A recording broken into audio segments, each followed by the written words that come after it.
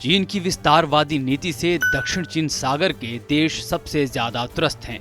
इनमें ताइवान सबसे ज्यादा खतरे की जद में है। अंतर्राष्ट्रीय खबरों के मुताबिक ताइवान के इलाके में गुरुवार को एक बार फिर चीनी घुसपैठ देखने को मिली है। चीनी एयरफोर्स के 7 युद्धक विमान इस द्वीप के एयर डिफेंस आइडेंटिफिकेशन जोन यानी ADIZ में घुस आए। 2 दिन पहले ही पीपल्स लिबरेशन आर्मी ने ताइवान के इलाके में 28 विमानों को भेजा था। इस बात की जानकारी साउथ चाइना मॉर्निंग पोस्ट की रिपोर्ट में दी गई। इस संबंध में पर्यवेक्षकों का कहना है कि ताइवान के इलाके में चीन की ताजा घुसपैठ का उद्देश्य 2 नए जनरेशन वाले विमानों की टेस्टिंग थी। उन्होंने कहा कि इसका उद्देश्य इलेक्ट्रॉनिक हस्तक्षेप से निपटना भी रहा। चीन ने अपनी इस घुसपैठ को J-16 लड़ाकू विमानों के 2 नए मॉडल, 4 J-7 लड़ाकू विमानों और एक Y-8 इलेक्ट्रॉनिक वॉरफेयर लड़ाकू जहाज के जरिए अंजाम दिया। दरअसल 1 महीने में चीन ने 6ठी बार ताइवान के अंदर घुसपैठ की है। ताइवान के रक्षा मंत्रालय ने अपने बयान में कहा कि इन विमानों की घुसपैठ के बाद उन्होंने वायुसेना के जहाजों को तैनात किया है।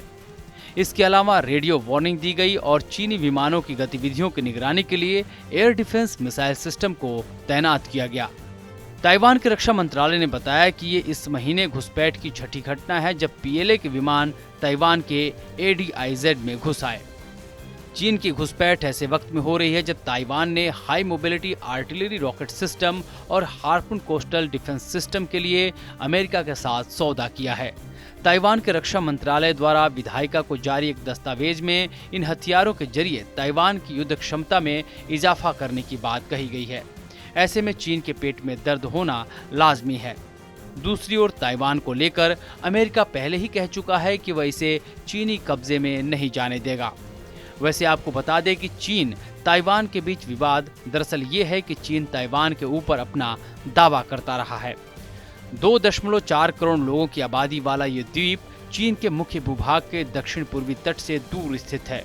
पिछले 7 दशकों से दोनों मुल्कों में अलग अलग सरकारें हैं, लेकिन इसके बाद भी ताइवान पर चीन अपनी नजरें गड़ाए हुए है। जहां चीन में कम्युनिस्ट पार्टी का शासन है, वहीं ताइवान में लोकतांत्रिक रूप से चुनी हुई सरकार है।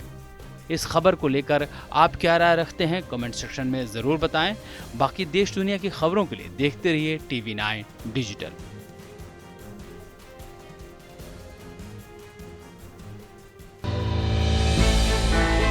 हमने की गलती फिर एक बार, कोरोना ने किया दोबारा प्रहार। मास्क, 2 गज दूरी, करें अपनी सुरक्षा पूरी। कोरोना टीका हम सबको लगाना है, मिलकर साथ समझदारी से कोरोना को हराना है।